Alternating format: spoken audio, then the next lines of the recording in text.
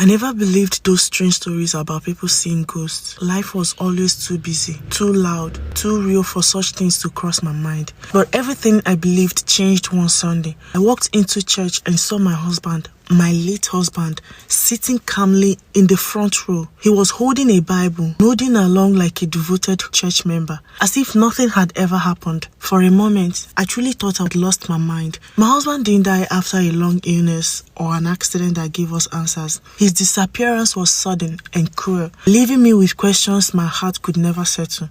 That day, he told me he was going out to celebrate a birthday by the water. I warned him to be careful. I told him the waves were strong. He laughed and asked me not to worry. He promised he would be back before evening. That was the last time I heard his voice. Later that night, my phone rang. The number was unfamiliar. When I answered, a man introduced himself as my husband's colleague. His voice shook as he spoke, and before he finished his sentence, my heart already knew something was wrong. He told me my husband went into the water. The waves grew stronger, and he never came out. They searched everywhere. Lifeguards, fishermen, nothing was found.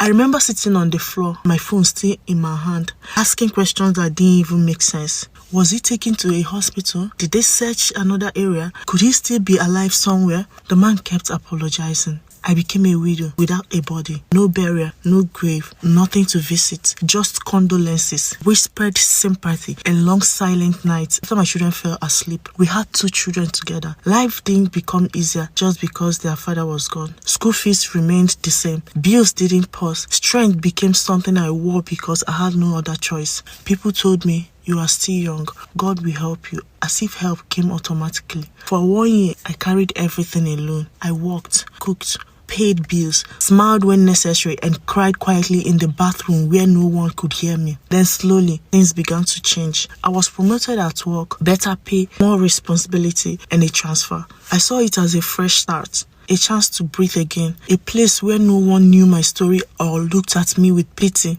After settling in, I joined a nearby church. Nothing special, just wanted a quiet place to worship.